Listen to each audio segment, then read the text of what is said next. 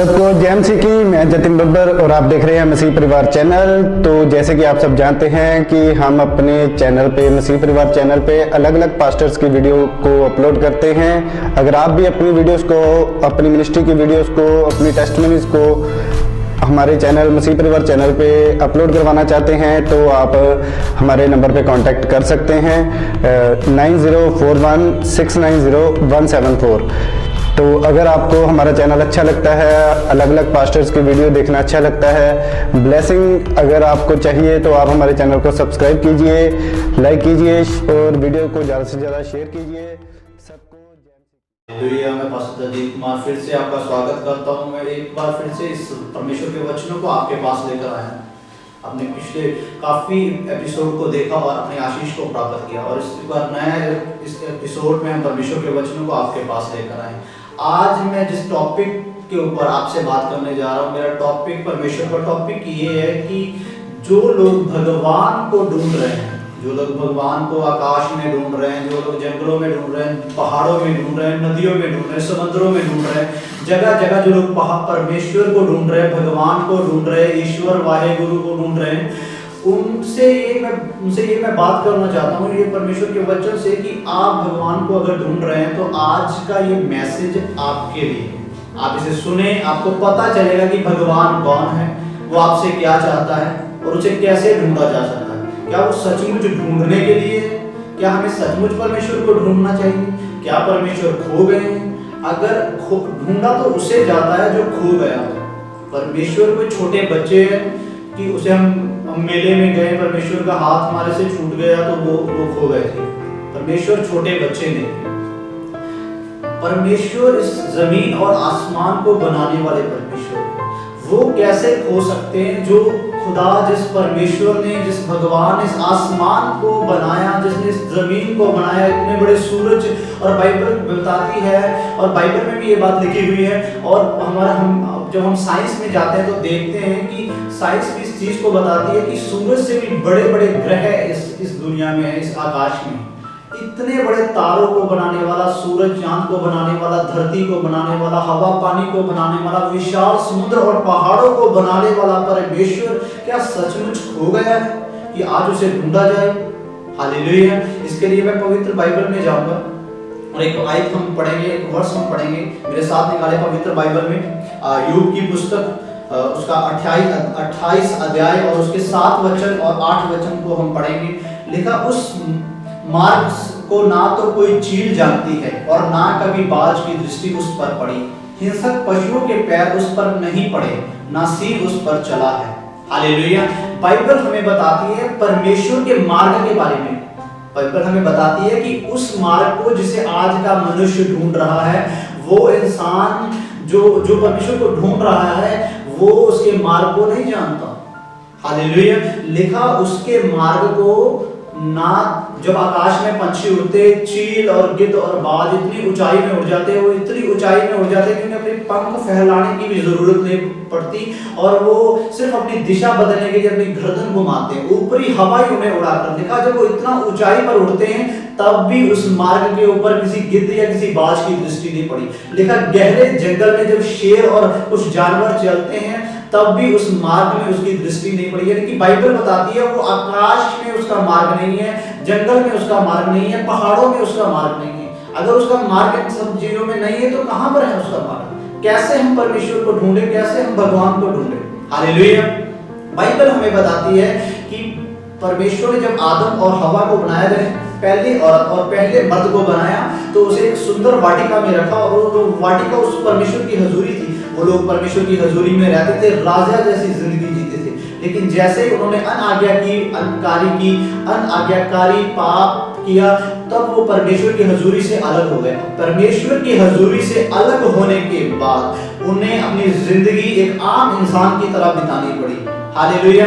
और तब से जनरेशन बाय जनरेशन लोग बढ़ते गए और यहाँ तक पहुंच गए जबकि पूरी दुनिया में आज मानव जाति फैल चुकी है और वो मनुष्य अपने हिसाब से, अपने कल्चर के हिसाब से, अपने हिसाब से परमेश्वर को ढूंढने की कोशिश कर रहा है। लेकिन बाइबल इस बात को कट करती है कि हम परमेश्वर को नहीं ढूंढ सकते। लिखा, लूका की इंजील में लिखा, परमेश्वर ने कहा, मनुष्य का पुत्र, परमेश्वर का पुत्र मनुष्य को, खोए हुए मनुष्य को ढूंढने के लिए आया। परमेश्वर कहीं नहीं खो गया। हम आज का इंसान, आज का मानव पाप में इतना खो गया कि वो अपने परमेश्वर को भूल गया। वो भूल गया कि जिससे मुझे प्राण, जो मुझे मेरे प्राण में सांस देता है, जिससे जो मुझे सांस दे रहा है, वो कोई होंद है उसकी। वो है वैसा परमेश्वर। हम उसे नहीं ढूंढ सकते। अगर आप परमेश्वर को जानना चाहते हैं तो अपने परमेश्वर को जानने के लिए पवित्र बाइबल को पढ़िए। बाइबल का परमेश्वर कहता है कि उसने पूरी दुनिया से इतना प्यार किया कि अपने इकलौते पुत्र को इस धरती के ऊपर भेजा मानव जाति के लिए।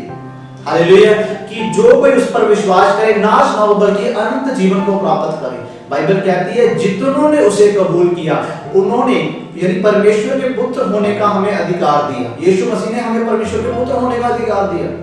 परमेश्वर हमें अपने बच्चे और बच्चियां बनाना चाहता है। वो हमें बेटे बेटियां बनाना चाहता है। वो हमारी जाति को नहीं बनाना चाहता। उसे अपनी कोई लेना देना नहीं परमेश्वर को हमारी जाति से। हम गोरे, हम काले, हम कैसे भी हैं, हम कोई लेना देना नहीं परमेश्वर को इससे। परमेश्वर हमसे प्रेम करता है। वो हमारे लिए इस धरती के ऊपर आज से 2017 साल पहले मानव का रूप धार कर परमेश्वर यीशु मसीह इस धरती के ऊपर आए। उसके ऊपर विश्वास करने वाले व्यक्ति उद्धार को प्राप्त करते हैं। यीशु मसीह के नाम का मतलब ही यही है। यीशु के नाम का मतलब है यीशुआ मसीहा। यीशुआ का मतलब है उद्धार यानी मुक्ति। और जब यीशु मसीह का जन्म होने वाला था तो वो लोग जो गडरिये थे, जो आग जलाकर बैठे हुए अपने झुंड की रक्षा कर रहे थे, तो एक स्वर्गदूत उनके पास आया और उसने कहा कि आज तुम्हारे लिए, पूरे संसार के लिए एक खुशखबरी है कि तुम्हारे लिए इजराइल में, यरूशलेम में, बेथलेहम में एक उद्धारकर्ता पैदा हुआ है जिसका नाम इम्मानुएल है। इम्मानुएल का मतलब परमेश्वर हमारे साथ है। हालेलुया। हर कोई चाहता है कि परमेश्वर मेरे साथ रहे, मैं परमेश्वर को जान सकूं। भगवान मेरे लिए क्या सोचता है, भगवान कैसा है, भगवान मेरे बारे में क्या वो विचार रखता है। अगर आप सब जानना चाहते तो पवित्र बाइबल एक ऐसा जरिया है जिसके द्वारा आप परमेश्वर को जान सकते हैं। हालेलुया। वो जमीन और आसमान को बनाने वाला परमेश्वर एक बाई एक के किसी डब्बे में नहीं है, किसी फोटो में नहीं है, वो किसी मूर्ति में नहीं है।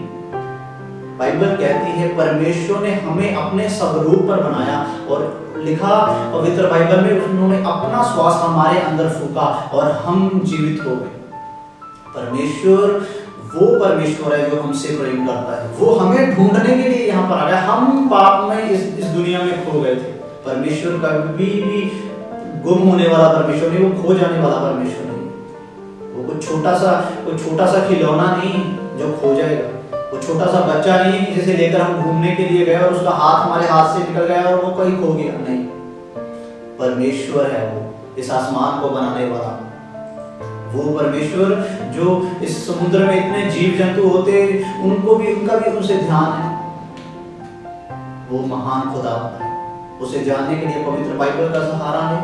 पवित्र बाइबल परमेश्वर का वचन है। ये आपको बताएगा कि परमेश्वर को हमें कैसे जानना है, परमेश्वर कैसे हैं, वो कैसे दिखते हैं, उनका स्वभाव कैसा है, वो कैसे उठते बैठते और चलते हैं, उनका हमारी जिंदगी में क्या रोल है, क्यों वो चाहते हैं कि हम उसे जाने और पहचाने।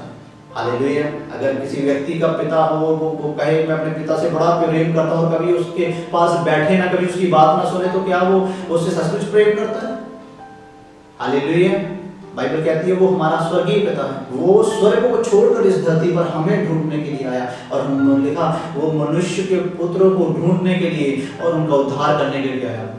प्रभु यीशु मसीह इस धरती पर केवल हमारा उद्धार करने के लिए। अगर आप इस उद्धार को पाना चाहते हैं, अगर आप परमेश्वर के बारे में और जानना चाहते हैं, अगर आप भगवान के खोजी हैं, तो ये मेरी आपसे राय है कि आप पवित्र बाइबल का सहारा लें, अपने नजदीकी चर्च का सहारा लें।